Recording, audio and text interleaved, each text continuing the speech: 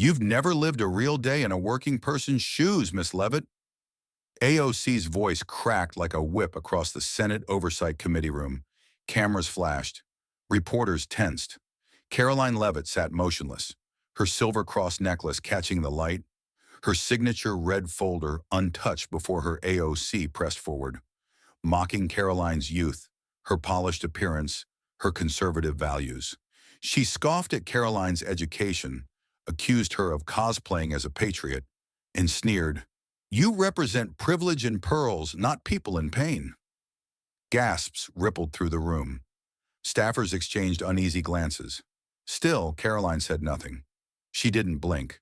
She didn't flinch. Then, with deliberate calm, she leaned forward, opened her red folder, and locked eyes with AOC. "Congresswoman," she said coolly, "you asked for authenticity. Let's begin." The room fell dead silent. Even the cameras seemed to pause. What happened next changed everything. Welcome to Hill Stories. Before we continue, tell us in the comments, where in the world are you watching from today? And if you believe truth still matters, hit that subscribe button. We share stories that reveal what really happens when the cameras are rolling. The gallery had barely settled before Alexandria Ocasio-Cortez burst through the chamber doors.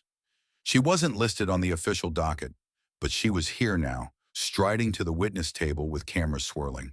A staffer whispered something to the chair. He nodded. AOC would be allowed to speak as a special expert on infrastructure and economic equity, but she didn't come to testify. She came to ambush. From the moment she sat down, the tone shifted. She didn't open with data. She opened with a dagger. Caroline Levitt sits here in perfect hair and pearls, polished by donors and privileged. She's never known what it means to choose between rent and groceries. Her America starts at the country club gates and ends at the Capitol steps. A few in the gallery cheered. The camera zoomed in. AOC's voice rose. This isn't about roads and bridges anymore. This is about who gets to speak for working families, and it's not her. She leaned in. You call yourself a voice for the people, Miss Levitt, but you were raised in a bubble of white Christian privilege. You didn't struggle, you inherited a podium. The accusation echoed. Caroline didn't flinch. She didn't speak.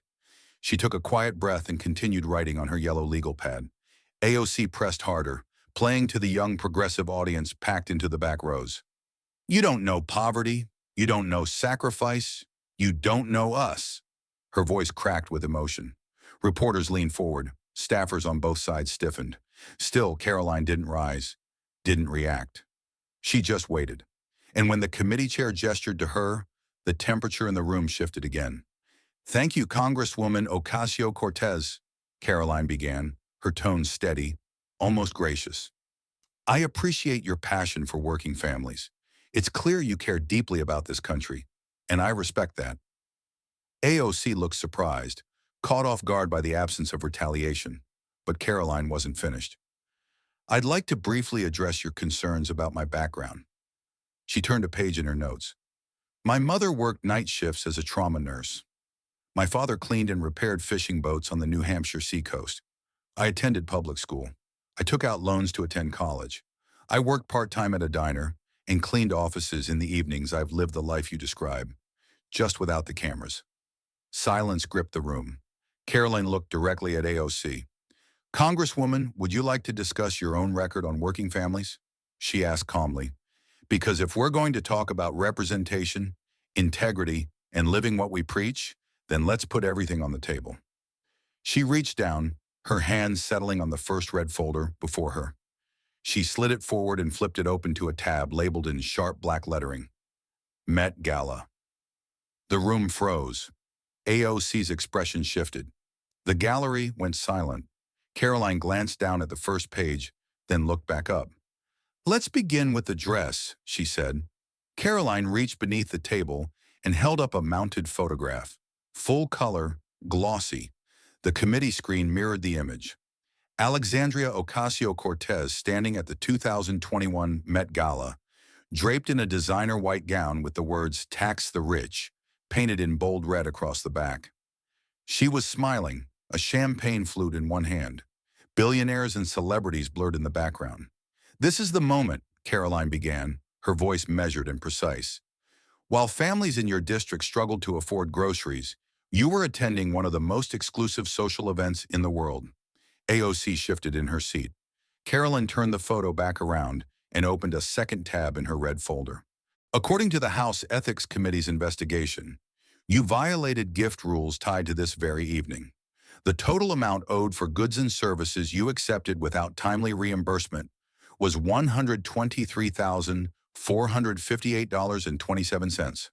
She read directly from the findings. Representative Ocasio-Cortez failed to pay vendors in a timely manner for items and services received in connection with her attendance at the 2021 Met Gala. AOC attempted to speak, but Caroline continued without raising her voice. "Let me break that down for clarity," she said. "Hair and makeup, $2,500. Shoes and accessories, $9,000.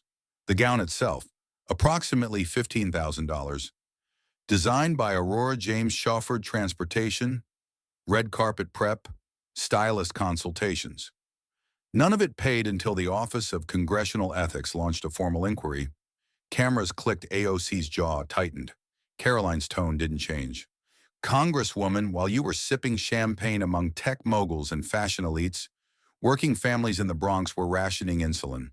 The optics of the dress said one thing. The reality says another." She flipped to the next page. "I'd like to read a letter," she said, holding up a handwritten envelope. "It's from a woman named Maria Alvarez.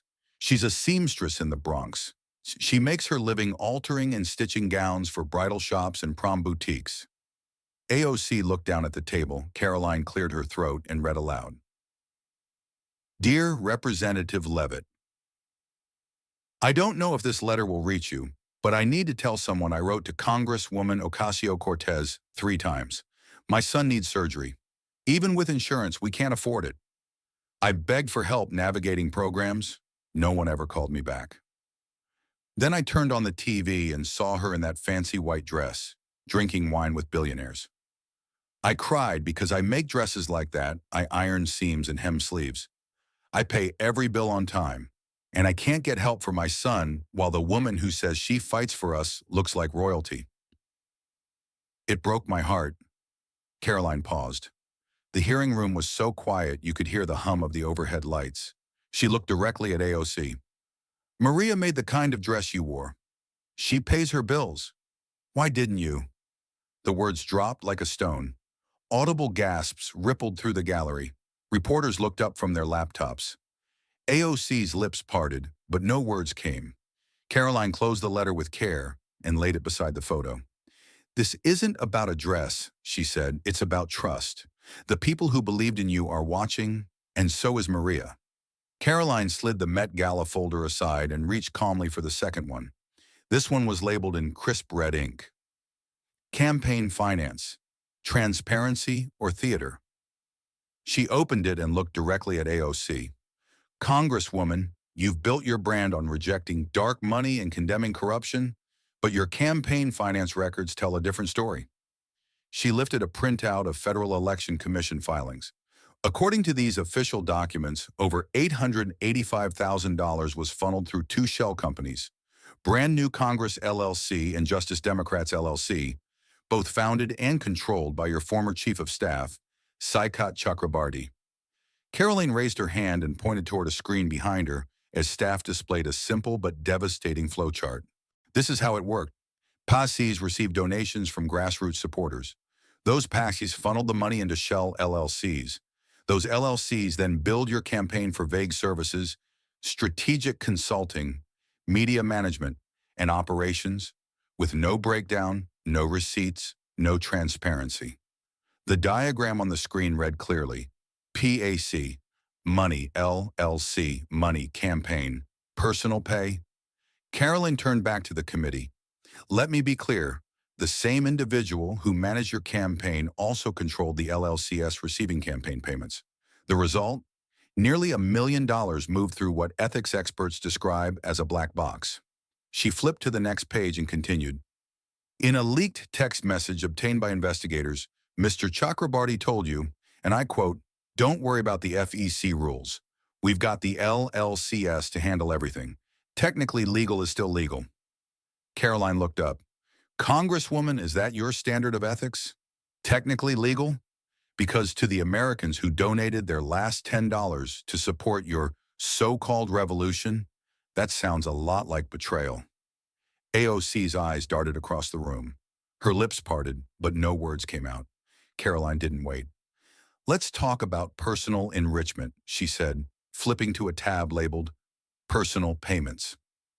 "According to FEC filings, your boyfriend, Mr. Riley Roberts, received two payments of $3,000 each from brand new Congress peers in 2017 for so-called marketing consulting." She paused. "Now, I pulled his resume. Mr. Roberts is a web developer. No background in marketing, no portfolio, no documented deliverables. Just payments made to your romantic partner by a pass connected to your own campaign operation." AOC shifted in her seat. The tension in the room thickened. Caroline turned to another tab. "And then there are the training sessions. According to campaign expenditure reports, multiple payments labeled as staff development were actually for private dance lessons." She held up a printed invoice.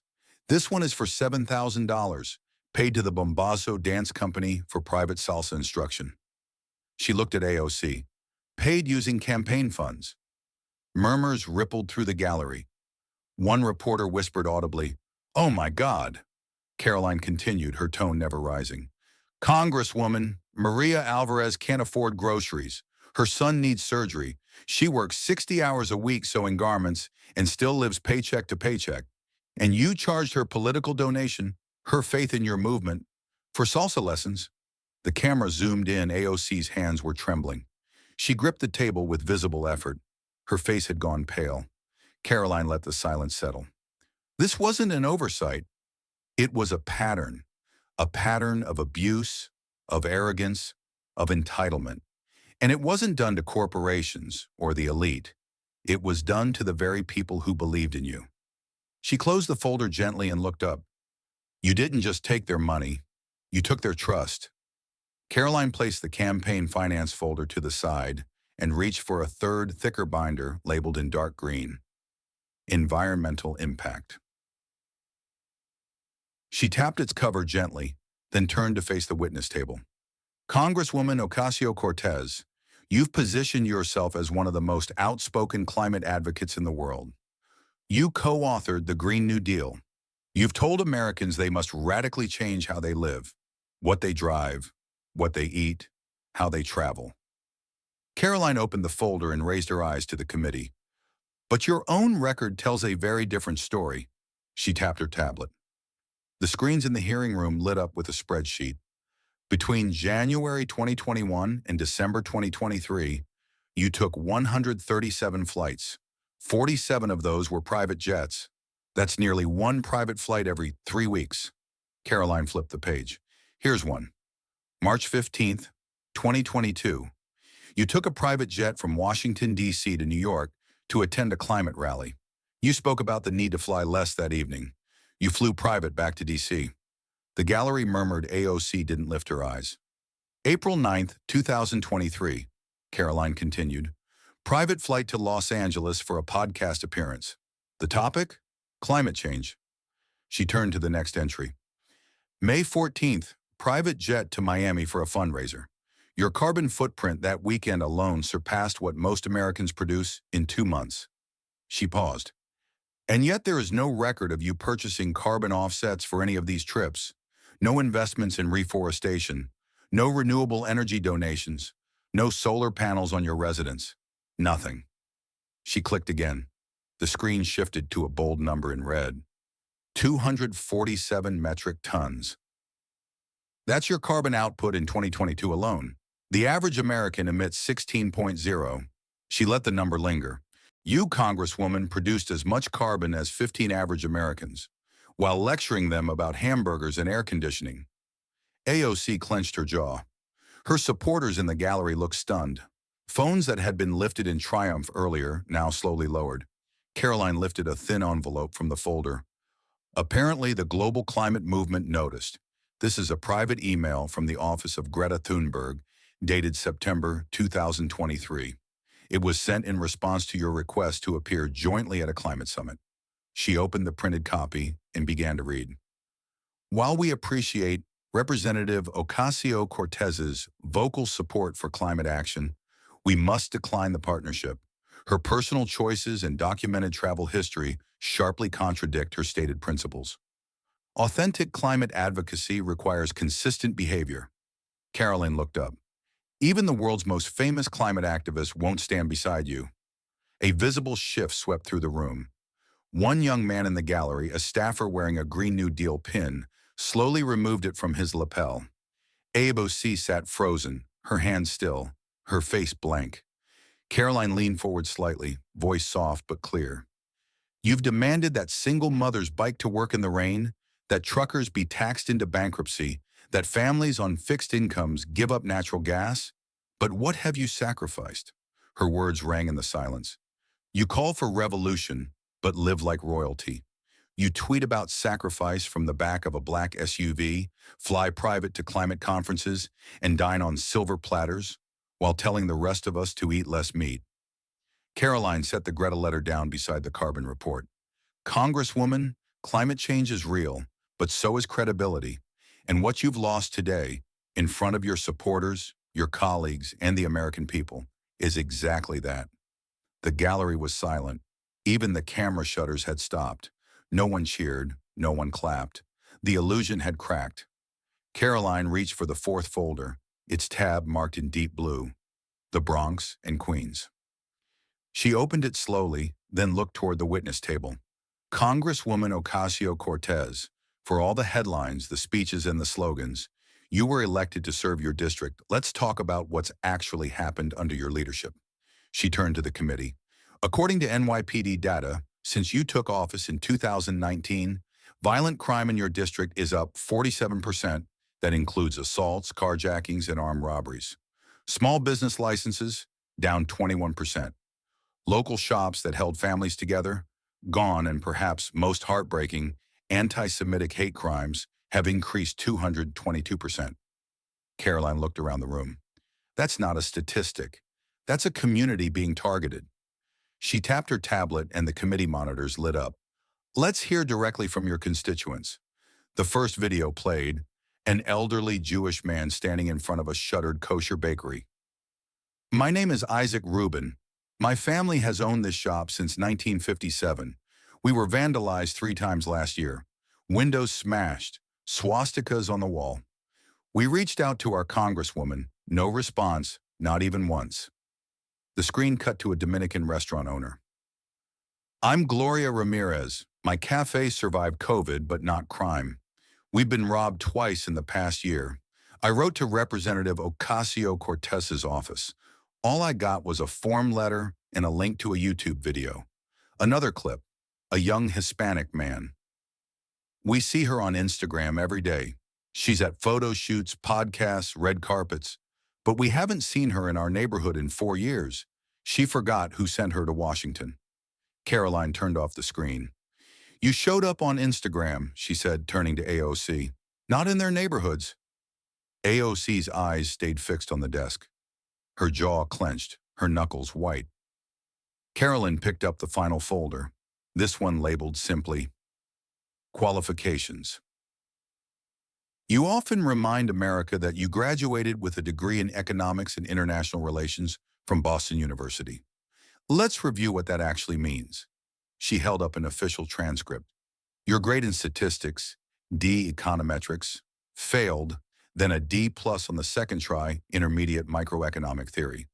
C public finance, barely passed. International political economy, C-. Your senior thesis, AC with notes from your advisor citing flawed logic, weak analysis, and poor methodology. AOC shifted uncomfortably. Caroline continued. You have proposed trillions in legislation. You lecture financial experts and CEOs. So let's try something simple. She looked directly at her. Congresswoman, can you define the Laffer curve? AOC's lips parted, but no words followed. Caroline waited a full beat. It's the basic theory that shows the relationship between tax rates and government revenue. A fundamental concept in tax policy, and you don't know it. She turned back to the committee. And yet, this is the person who proposed a $93 trillion Green New Deal. When asked to break down the cost, She couldn't, because she never did the math, because she never understood the math. Caroline placed the folder down with finality. That's not bold. That's not progressive. That's not leadership. That's recklessness. And it's been paid for by the people who trusted you with their hope, their money, their safety, their future. AOC said nothing. Caroline looked across the room, then down at the silent gallery. It's time we stop confusing charisma with competence. It's time we stop mistaking noise for knowledge. She folded her hands and said quietly, and it's time the people of the Bronx and Queens finally get someone who shows up for them. The room sat in stunned silence. Caroline closed her final folder and leaned back slightly, her expression unreadable. Alexandria Ocasio-Cortez, who had stormed into the hearing with righteous fury, now sat slumped at the witness table. Her makeup was streaked, her hands trembling. Her voice, when it came, was barely audible. "I didn't understand," she whispered. "I'm sorry." Caroline's reply came not with spite, not with triumph, but with the quiet steadiness of someone who had never lost sight of why she was there. "Then start by helping Maria," she said softly. "She's still waiting for your call." A pause, and then the gavel fell. The sound echoed like thunder, breaking the spell. Reporters leapt from their seats. A dozen cameras clicked to life. Headlines were already being drafted. AOC dismantled by rising star. Truth versus theater in Capitol showdown. But Caroline didn't bask in it. She stood without ceremony, gathered her folders, and stepped down from the dais. She didn't stop for cameras. She didn't wave to staffers alone.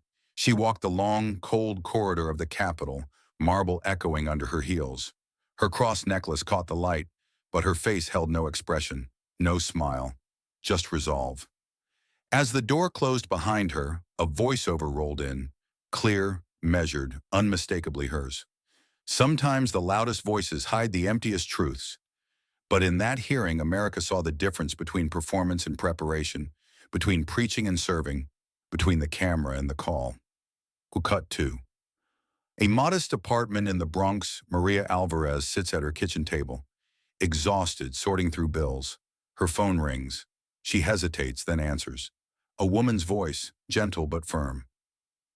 "Hi, Maria. I'm calling from Congresswoman Caroline Levitt's office. We saw your letter. We've got your back now." Maria's hand goes to her mouth. Tears well. For the first time in years, someone actually called back. The screen cuts again. AOC sits alone in her office. The light dim, her designer blazer is wrinkled. The once fiery expression is gone, replaced by something that looks a lot like regret. In front of her sits a manila folder. The label reads, "District Priorities." She stares at it in silence, fingers twitching, unsure where to begin. But the silence speaks volumes. Caroline's voice returns one last time. Leadership isn't about applause. It's about responsibility. Not every battle is won with a mic drop. Some are won when no one's watching. When you pick up the phone, answer the letter, help the person no one sees. The screen fades to black. Then the final words appear, white text on a plain background.